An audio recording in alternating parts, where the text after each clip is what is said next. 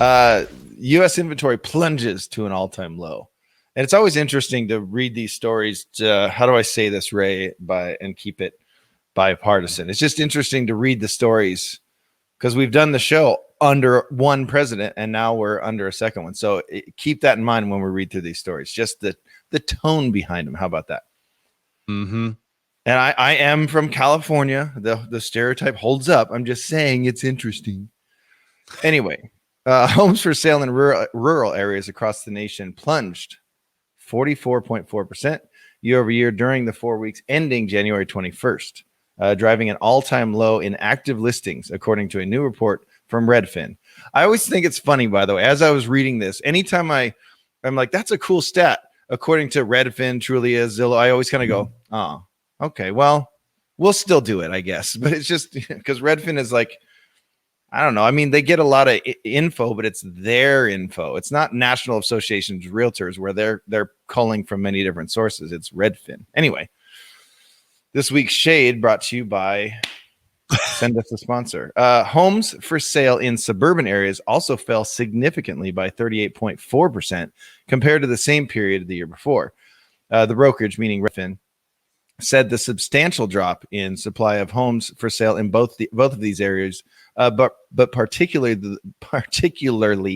the rural decline significantly contributed to the overall shortage of homes for sale, which was down 34% year over year to a 4-week rolling average of. And this number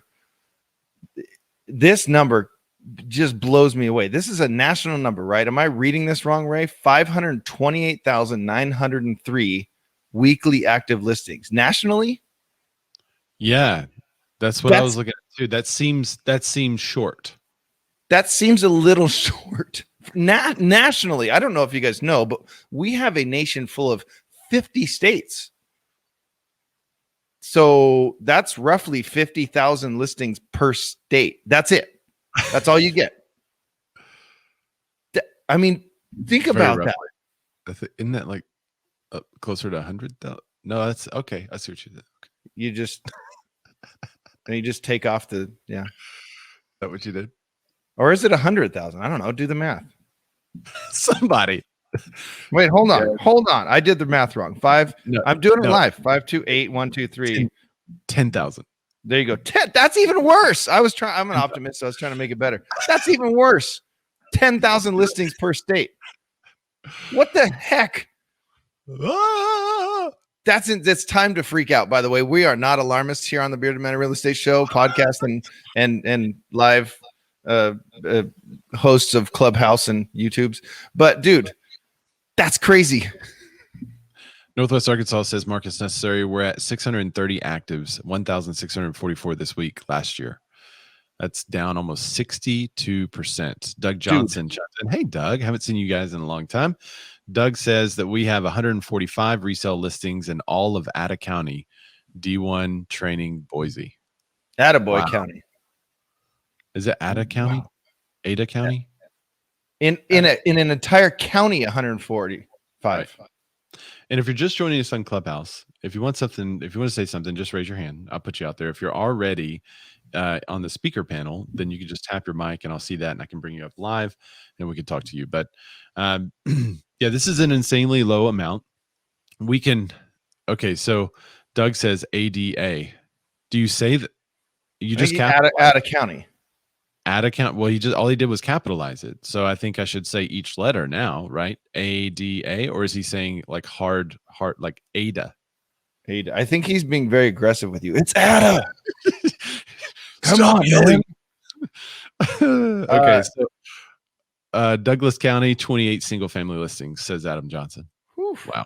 Here, let me go. I'm gonna there's a final quote. So this is from Redfin chief economist Daryl Fairweather. He said the scarcity of rural and suburban homes for sale is driving the overall housing supply shortage. Many homeowners are staying put, and homes in those neighborhoods are snapped up as soon as they're listed for sale. Homes in rural and suburban areas remain popular as the Rona and remote work continue to motivate buyers to prioritize indoor and outdoor space over commute times and urban amenities. So here's where I ramped up. I did a 10-mile search from where I'm sitting right now, 10-mile search 10-mile radius search from where I'm sitting right now. We're closing roughly over the last 3 months, closing 462 listings a month, and there's 246 active right now. Wow. So how is that happening? So we could kind of talk a little bit. You know, I was in a clubhouse room the other day, and they were talking about the shortage of inventory. So one tip that I picked up from this this group that I thought was pretty good is one lady made a list of all the available lots for sale, and she began circulating that list to all the builders that she knew and networking with builders and talking to them about building and why to build and telling them this market information. So now our Bearded Men of Real Estate listeners, armed with this article and market information combined with her strategy, I mean, this is like a match made in heaven to help control the inventory and increase the inventory. I mean, a lot of us look at the housing shortage and say, okay, it's a new market. How can we make money? What can we do? But I think we should turn that and say, okay, there's a housing shortage right now. How can we as realtors help solve it? right. And the way to help solve it is by contacting everyone we know, making sure that they know that there's an average of 10,000 listings per state. Dude. And After Dan corrected the math, yes. After we corrected that. And because there's such a shortage of inventory, we as real estate agents need to do all we can to educate the public and educate other real estate agents and educate the builders and educate landholders that are hanging on. Like we all know someone that's hanging on to a piece of land saying, well, one day I'm going to cash out on this when the price is right. The price is probably right. Right. If inventory starts to increase, then the price that folks will be able to get for this land is going to eventually go down. So by partnering with developers, builders, people that have the land, and then starting those projects and building them now, you could help solve this issue in 6 to 9 months. But we as real estate agents have to be active, both with that strategy and with the strategy of door knocking, going door to door, sending mailers, doing circle prospecting, posting online, posting on social media. Like this would be a great thing to post on your Instagram story, and be sure to tag us, or on your in your Instagram or on Facebook or whatever, saying, hey, did you know that there's an average of 10,000 listings per state that are available right now for how many people are in the US? Like 6 billion, something like that. 322 million. That's only that. Okay. Not 6 billion people in the world, right? Yeah. Something like 7.5 billion people in the world. Well, I haven't counted lately. I'm still counting, but I'm stopping at That's right. 7.5 billion. That's right. So I think it's a good tip. Finding the land that's available in your area, circulating that to builders and developers, trying to be that matchmaker, and trying to help solve this housing crisis. You know, maybe partner with local banks and partner with some construction lenders or lenders that would give home loans for spec homes and new construction and custom home builders, and see if you can create a partnership to help you pay for some of this advertising so that they also get the benefit. You know, the co-marketing, instead of helping them buy or getting them to help you buy Zillow, why don't you get them to help outreach to the builders and developers and the community and the people in land? See if you can be the cog in the wheel that solves the inventory shortage in your area. So now I have a question. So if interest rates are at an all-time low, which helps affordability, right? Yeah. And sales prices are up, meaning sales prices are up, and that equity that home owners are sitting on is up, all-time highs. Right. What's holding people back from selling? At this point, we're a year into the Rona. It can't be the concern from the Rona at this point anymore, right? Like we have, and if it is, it's our job to get out and go, look, we have places, procedures in place where people have to wear masks, have to wear booties, have to clean their hands, and only 2 people or 3 people in the house at a time. Like what's really holding this back? Because 10,000 listings per state is extreme. What or are people just refinancing and holding on to that equity? Because if we're at again, I keep saying it, we're kind of at a false peak here, where at any minute that top of the peak could start going down. So if you're a seller that's waiting and waiting, I think you're making a mistake. I really do. So what's really holding us back from getting almost a flood of inventory? I know there's a ton of people that would love to sell right now. So what is it? I'm asking Clubhouse, I'm asking YouTube, I'm asking all of them. Yeah, that would be a great question for the Clubhouse. If any of you guys want to chime in, just blink your mic or raise your hand. I can add you to the discussion. I see Marcus Necessary blinked. Maybe that was on purpose, maybe not, but we'll go to him live. Marcus? Yeah, that was on purpose. So from what I'm hearing from a lot of folks, and what I'm talking to agents, just looking for some pocket inventory, is that sellers are afraid to get pushed into homelessness, for lack of a better term, on what they're going to do after they put their house on the market. So it's not knowing where they're going, right? So they're selling and totally unsure of, okay, let's say I sell and have a big windfall, then what? Is that right, Marcus? Yeah, exactly. So then what? So then what do we do? Because now we got it sold, we made a bunch of money, but now where do we go? Yeah, I think that's a good point. Well, Matt's So going to go live in the Tesla, so he's got that covered. Yeah, Matt Clinton says, maybe I can sell the house and live in the Tesla. Yeah. Yeah, Caroline might not approve. I bet your dog wouldn't approve either. Christian Harris says, just pinged some RE friends in the clubhouse room. Thanks, buddy. And David, hey, David, he says, David Fresquez, he says, they don't want the chance of losing property. They don't want to chance losing. There's a little typo, but I think I understand what you're saying. They don't want a chance losing the property they have, not being able to find something else, right? And then Clayton Fernando Strim says, I have to sell my house to buy a house. I wouldn't sell because there's nothing to buy. Clayton Fernando Strims goes on to say a bridge loan is about the only thing that can that runs its own risks. Joanna White, she's chimed in. She's a pixel agent right here in Central Arkansas. Says this is happening to me. 2 sellers want to get their equity out, but don't have anywhere to go. Adam said rent back. Yeah. Yep, that's a smart move. I just did one of those for some clients. A smart move is to refi and buy a fractional luxury home with Picasso. I wonder how that's doing. If you don't know what he's checking out, if you don't know what he's talking about, just go check out Picasso, Pacaso. Clayton says, how can you rent back with the buyer when the buyer has to get in because they're homeless? Yeah, that's true too. Eric B. Henry is joining us via Facebook. He said, did the new Democratic power at the top cause people to question the future economy? Are people scared with Democrats having control of the House, state, Senate, and presidency? Well, I'll take this one. As a fairly strong conservative, I don't think that's the case at all. I think we're only 2 weeks into this. So what prevented them all last year while things were booming? Well, I think people tend to look and say, well, we would love to sell, but we don't know where to go.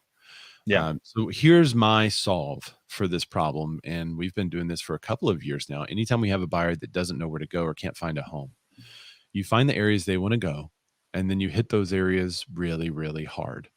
Becky Tanner, who's an agent in the marketplace, showed me something when I restarted real estate in 2013. I was having trouble with a buyer making a decision. And she said, you should tell your buyer that every house has a wrinkle, a pimple, and a smile. They buy the house for the smile, they work on the pimple, and they just live with the wrinkle. And I think it's good advice to share with our clients right now, because they're not going to find a perfect home. So what we do is we find the areas that they're looking for, the type of home, bedrooms, bathrooms, square footage, that may be as specific as we can get, maybe home levels, right? And then we go and say, okay, so you want to sell your house. Where do you want to live? And then we go and we try to find that other option first. And in that scenario, it could be an ideal situation because you're knocking on the door of someone who's not as prepared to move, and they may need additional time, which in this scenario, they could have all the additional they need. Right. And then once that person's like, yes, I'm ready to move, maybe they had an agent friend, or maybe you then did the same thing with them, said, hey, I have a friend that wants to buy your house, or a client that wants to buy your house. And they say, yeah, we will sell our house, but we don't have anywhere to go. So what do you do? The same thing. You ask them, well, where would you want to live? I'll go door knock those neighborhoods too. And so you go and you door knock, you find them a home. Eventually you have this little chain that starts closing, and then just all down the pipe, homes that are sold before listed, sold before listed, sold before listed. I think that's a great strategy to market, door knock, mail, do videos, do whatever you can to attack those neighborhoods on behalf of your client and let them know, I've got a family that wants to live here. Do you know if any of your neighbors, or have you thought about selling? Yeah. And see what you can find. And for us as real estate agents, being that matchmaker, communicating to people that there are buyers out there, you'll start to see more signs pop up in yards if you start to do activity like that. Well, and think about the benefit for your seller. If they are worried about the Rona, they don't have to have a bunch of people come trample through their house. Like my newest listing I put on last week had 50 showings this week. My clients they're younger. They're not concerned about it at all. But if they were, that's a lot of people coming through your house in a weekend, in Saturday and Sunday. So if they are, I got a buyer for you right now. Boom, we can open escrow. It's a one-party show, and we open escrow. So there are the benefits there. It's just we got to be extra creative here. Although I don't know if creativity abounds in the real estate world, Ray. Just there's some. Adam There's some. Johnson brings up an interesting point, but I'm going to argue with it. He said homeless buyers aren't the problem. I rep the seller. They are only your problem if those homeless buyers don't want to put an offer in on your property because they would be homeless. Well, and also if they can't move in and they don't have a place to go, what are they going to do? They're going to have to back out unless they're locked into a contract that says you have to stay homeless. Yeah. Bern McGovern. Wait. Hold on. Before you get into this client, Bern, can I say thank you? You were a great meme over the last couple of weeks, sitting in that chair with the mittens on. I just want to say thank you, dude. Different Bern. Different. This is totally different. Oh, So there's not only one Bern. I thought there was just one Bern. I'm sorry. No, you're talking about Bernie. He never became the president, whereas a McGovern did. Hey, can I also say then maybe it's this guy? I'm going to look this up now. I think he ran. I don't think he became president. But then can I say thank you for the movie? The Weekend at Your House was awesome. George McGovern. He was an American politician, historian, representative, Democratic Party presidential nominee. He did not become president, which is I guess akin to Bernie. All right, so let's keep going. He said, Bern McGovern said, yeah, he's lost. He says he has no idea about the Bernie meme. Man, you got to look that up. He said, my client put an offer on a house, but the seller insisted on a 6-month contingency to find a replacement property. If they didn't find one, then they wouldn't sell. Trying to buy a home with a home to sell is impossible in our market. So my buyer walked. The listing agent didn't know what she was doing. It's frustrating. Yeah, I mean, there comes a point where we have to try to represent our clients and do what they want to do. I mean, I've had situations where my sellers didn't understand it. And I'm explaining it to them when I'm blue in the face. And at the end of the day, if that's what they want to do, I got to put that in the contract, even though I've consulted with them and told them not to. Not only that, as I represent them, when I present that to you, I have to sell it to you like it's the best thing since sliced bread. Like I can't let you think that I know this is totally stupid, because that doesn't serve my client. Right. Yeah, still have to be honest. Give the other agent a little bit of the benefit of the doubt, but maybe they didn't know what they were doing. I have seen 30 and 60-day contingencies. I was visiting with the seller locally, and they said, well, yeah, I'll sell, but I need 60 days to move. So I told them, well, you could get a 30-day contingency, and you may have 30 days to close on the loan. So that would be 60 days. Right. But we'd have to negotiate that 30 days. And in order to negotiate that, there would have to be some benefit given the buyer in exchange for that 30-day period. It may not be rent. It may be a lower price point, maybe more concessions as far as closing costs goes. It may be taking care of them in a different way, but there would have to be something, because it's not as attractive as them being able to close and move in 30 days. But yeah, that's a good word. And Bern, are you in Clubhouse? I think I see your icon there in Clubhouse too. So I'd be happy to bring you up there if you want to raise your hand there. And by the way, I think it's also it has to go into how we guide our clients into, or educate our clients on which offer to accept, as you have those conversations about all the offers, because we present everything, right? We had one, so we just accepted an offer this morning, and we had one that wrote a very aggressive time frame of an offer. Like, we can close quick. And I'm like, we don't want to close quick. So part of it is you kind of got to gauge, how interested, what did they do in their original offer? How aggressive were they? But also, like, how open are they to, because we have to now go find a house, and I've already told my clients, like, we get a 2.5 week window. But how committed do these buyers seem? Will they put up with this? And you have to have that conversation with the other agent, but that's part of it. And, you also have to have the ability to kind of predict a smooth escrow. We had one, an offer that was 15 grand over the other ones. We didn't go with the higher offer because it won't appraise that high. So you got to kind of navigate these things. And I think that's part of the magic or the art behind being an agent and guiding your clients through that. Like, hey, it's great to get that high offer. It won't appraise. And they also wrote very aggressive timeframes where they want to be in this house in 26 days. Like, well, it's not going to happen. We're not going to, even if, your loan still, it's tough to close them in 26 days right now with appraisals and all that thing taking longer. So I think there's a lot of art and magic to what we do right now. Yeah, for sure.